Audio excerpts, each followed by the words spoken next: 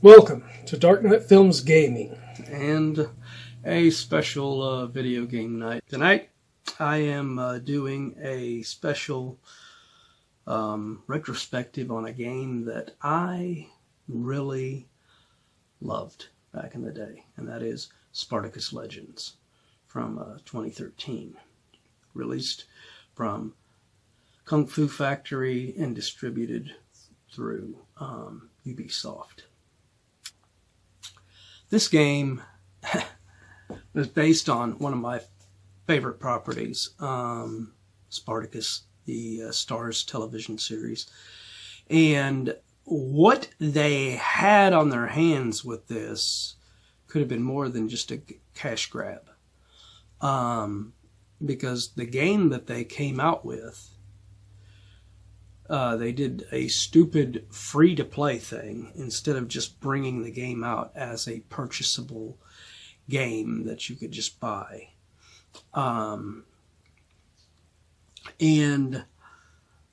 initially, you know, they ended up just shutting down the servers, and this game was never made like it should have been, to where you could just get into the game and still play it. Like, you know, Friday the 13th will end. The online stuff will end to where you can't really play it online anymore. But it still has, you can still get into the game and you can still play the offline stuff in the game, which is crazy with Spartacus Legends, because that game was not a fully online game. It was, first and foremost, it was a single-player game. I mean, you had more stuff to do in this game as a single player. I mean, the arenas. You had Extremis, which was your Ludus, the Ludus that Gladiator had in the series. You have that one, is the first of your arenas that you fight in. You can fight in multiple fights in that, whether it's just regular fights or actual boss fight. You have Mercatus, which was the marketplace in the series, where Gannicus fought in the street, which was a pretty cool sequence in Gods of the Arena. You have Domus Nobilum, which is the old arena in the series. You have Ensalada, which is the pit. And then you have Osca Capua, which is the small little arena that Gannicus fought in early in Gods of the Arena. And then you have two versions of Spectacular, which is the main big arena in the series, which is, it has a regular version and then it has a nighttime version of it. The nighttime version is based on the end of Gods of the Arena, where they had the circle of fire around you, which is a pretty cool addition that was. And then you have a Rebel Arena, which was added near the end of the cycle of the game, which is based on the War of the Damned episode after Crixus was killed, and Spartacus did a tribute thing where they captured the Romans and were basically fighting with them, basically in their own little gladiatorial games and killing them. The fight styles in the game were kick-ass. You had many different variations of fight styles that you saw in the actual show. You have Sword and Shield, which was the Mermillo Thrakes fight style that you saw in the show. You have Dual Swords, the Dermoculus style that Spartacus eventually adapts and starts using, and also Gannicus used in the series. And then you have Dual Daggers, which was a fight style that Saxa and the Egyptian used.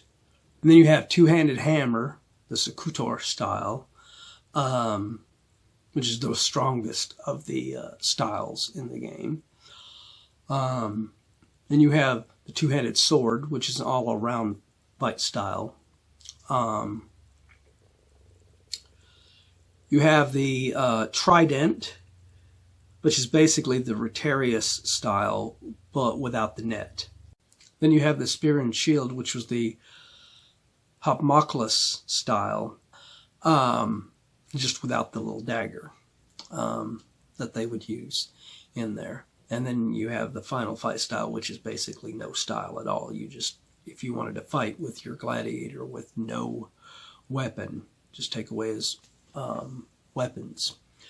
You could fight unarmed in it. So great variety in the fight styles, and each fight style is totally different. There's not one where feels like it's the same fight style just rehashed.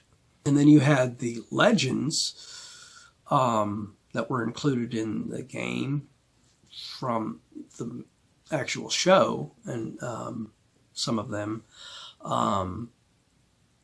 were fully on perfect versions of them from the show, and some aren't. There was Animaeus, who was our Doctore in the first season, and he ends up becoming, a major character throughout most of the series. Unfortunately, they made him, the weakest of the characters, because they make the characters, when you beat them, after you make it through all of the fights in the arena that they are the boss of, and Animaeus was the boss of Extremis, the Ludus, you fight them in a boss fight, and if you beat them, you unlock them as a character.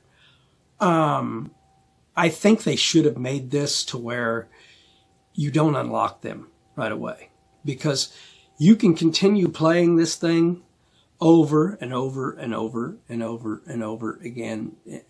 There's like maybe 4. And the difficulty increases on the bosses and all the other gladiators as well that you face, the normal gladiators that you face in battle.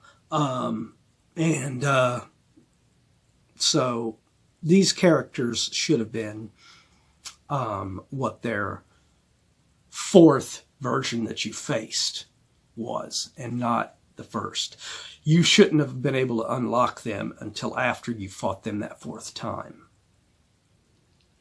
Animaeus looks really great in here. I mean, he looks just like his character as played by Peter Mensa in there. But his overall rating, whenever you unlock him, is 283, which is far too low. Acolytus, the final unlock version of him, is 275, which is far too fucking low for Legend. Even though they did fuck up his look, he doesn't look anything like the character from the show. This character was a gladiator with Badiatus' father's legends, and he in this game they give him this stupid helmet that looks like Cabarrus's helmet, and they give him an outfit that looks similar to one that Gannicus wore in the show. So he looks nothing like the character in the show. Ixion, he looks great. He looks just like the actor from the show with the skin mask on. He's a 296 when you finally unlock him, which is far too fucking low. Masonius is, when you get the unlocked version of him, he's a 296, which again, that's too low. And he looks like the legend that we saw of him in the show, except for one thing. They made him a little bit too light complected. He was darker skinned in the actual show. But other than that, they got him pretty good. Crixus, the final version of him that you get, is a 323, which is far too low. He's the fucking undefeated Gaul. And he looks just like Manu Bennett. But they did a great job on his model, but he fights with a two-handed sword instead of his classic Momillo style with the sword and shield, which is just ridiculous. Why make him fight with a two-handed sword? Spartacus, and the final version that you can unlock in the game, is a 325, which again is too fucking low.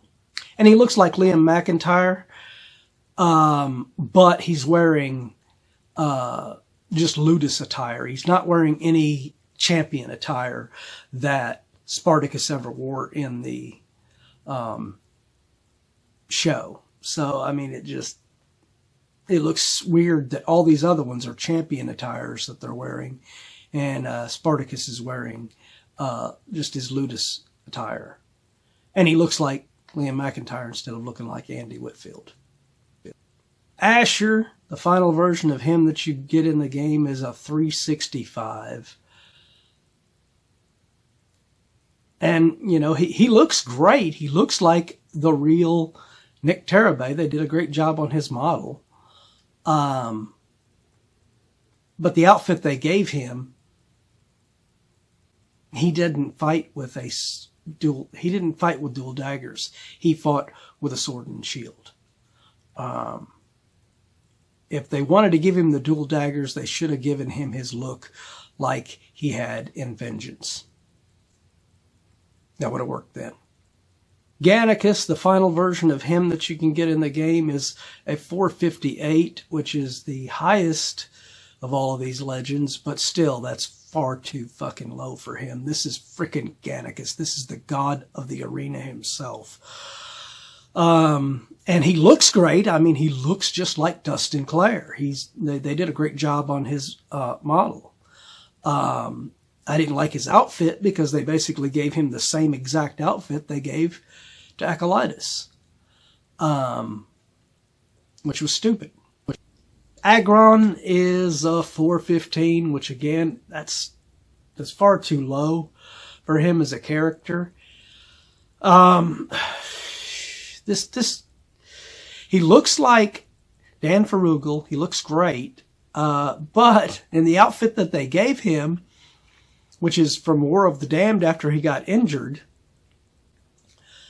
they still have him fighting in his gladiator fight style of a Momillo, a sword and shield, which is not possible because his hand is fucked up. He can't hold a sword. So they should have given him like the two-handed sword and put the shield on top of it so that he could have been using that as his fight style. But yeah, I would have flipped Agron and Crixus's fight styles because the two-handed sword would have fit Agron a lot better. I think the highest you could make your default gladiators that you made in the game was like 500. But yeah, I think the Legends gladiators should have been higher. I don't think they should have been in your regular Ludus. I think they should have had a special area where you could like hit your shoulder button on your game and it would go over to where your Legends that you have unlocked are. And to be honest, If people were going to bitch about them being too high, and people always use their legends in online fights and stuff, they could just make the legends not playable in online. You know, they could make it to where, you know, you have to play as one of your created gladiators. But yeah, I think Anameus should have started off his level 4 version that you fight the last time, which was, he was a 685 then, which is fine. He's higher than your default gladiators that you can create. He should be. He should be. Anameus was a fucking badass in the show. And then you have, you know, Acolytus, which even though they fucked him up and didn't even make him anything like the real Acolytus that we saw in the actual show, he was a 660 on the 4th time you fought him, and that's good. That's a good level for him. Ixion was a 730, which yeah, that's a good rating for him. He was a badass in there. Masonius was a 702, which that's fine. Yes, that's the one you should be able to unlock.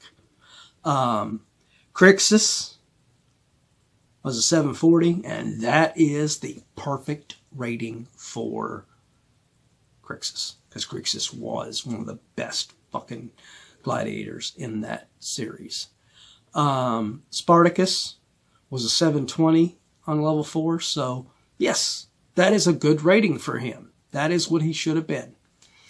Because he's the star of the freaking show. I mean, the only person that should be higher than him is Crixus and somebody that I'm about to get to.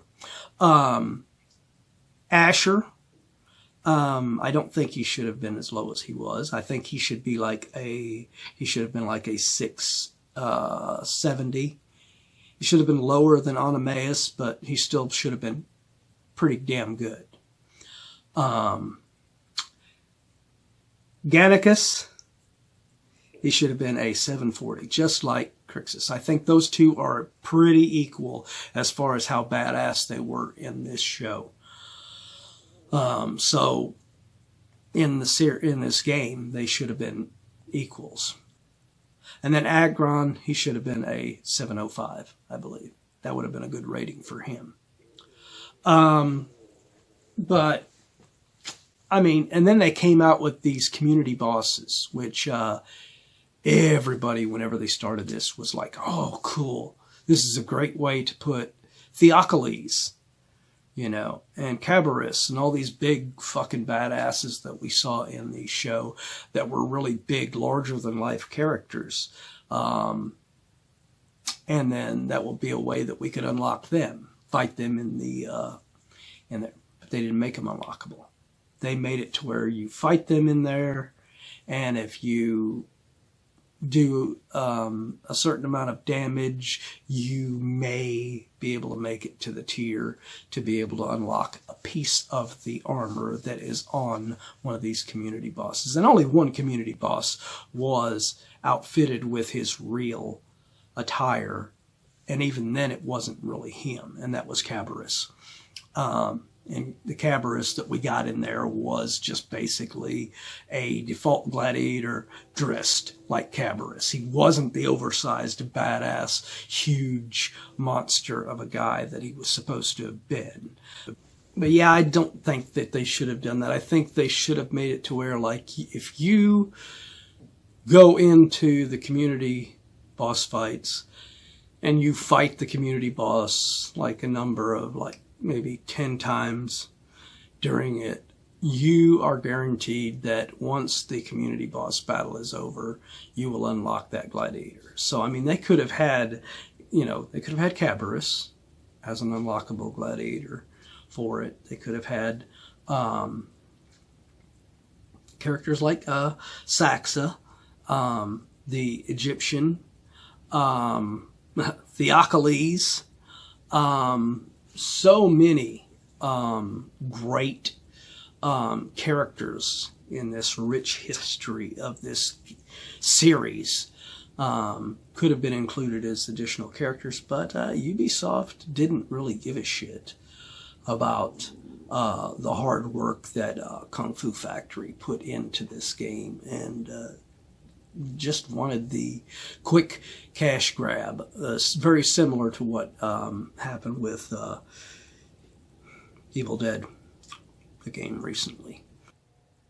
However, Ubisoft did allow the game to run and continue for a little over 2 years, so it wasn't quite as bad as what Evil Dead the game just did recently. But, this was one of those games that I, other than Friday the 13th, the game, this is the only one that I would go into community stuff and discuss stuff with people and say what I thought they should be adding or they should be improving into this game. And I would suggest things to the developers and everything. I took this game very seriously back in the day. And when they shut it down, and I even tried to tell them,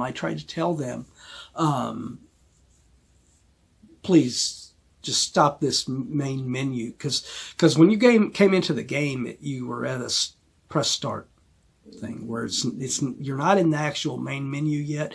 You're in the pre-main menu where it's, just says press start and you're outside the Ludus at night. And once you press start, then it does this logging into the server. And then you go into the game, which is stupid because, like I said, this whole fucking game is basically a single player game with a little online area in each different arena where you can play online against other people in those different arenas. And they had little tournaments that they would have every month or so that you could play online. And the community boss fights were like an online-based kind of a thing.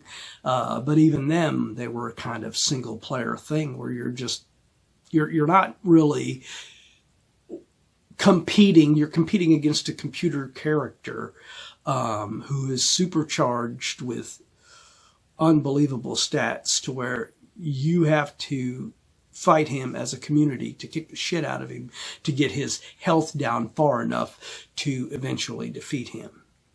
And I don't think they should have made it to where you would have to defeat him to unlock him if they would have done that. But they, like I said, they didn't do that. But most of this game was offline. Every arena, most of the shit that's in the arenas is offline. When they added the new characters of Asher, Gannicus, and Agron, those were in the regular game. Those are not some online bullshit, so there's no reason to make it to where you have to log into a server to play this game. What they should have done from the start, or at least just updated it on the thing, should have been made to where when you click start outside the Ludus, it loads your save into the game. You go into it, and you're in the game. You're in the main menu then in the game. And then you can go into any arena that you want, go into any area you want on the map to play it. And if you want to play an online match, go to one of the arenas or go to the tournament if they have one going on, or go to the community boss battle if they have one happening. And you go in there and you just click on it and it'll log you into the server then. It's not fucking rocket science, Ubisoft. And to this day, people have been clamoring. Not just myself, but a lot of other fans to this series and this game. That they re-released this on the new systems. But yeah, it has been 10 years since this game was released. So I think it's prime time for a studio. It doesn't even have to be Ubisoft to gain the IP and take over this and make a new remastered version. But yeah, this hell, this game even had the music from Joe LaDucia, who composed the music from the actual show. He came in and composed music specifically for this game. It's very similar to what he did kind of for Evil Dead the game as well. And ironically, both of those games got screwed over by their stupid ass developers. But what did you think of this game? Did you play this game back in 2013 when it came out? And were you a fan of it back in the day? I, as you can tell, am very bitter about how they screwed over us players of this game. I mean, you could have at least, like I said, updated it to where the game was still playable, to where you could at least go back and, you know, have a little bit of fun playing the game again.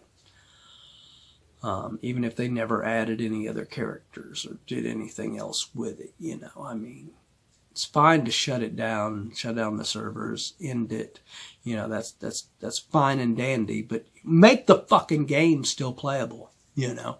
And if you like this video, do not forget to like, share, and subscribe, and don't forget to hit that bell icon to be notified about future videos just like this one. Thanks for watching.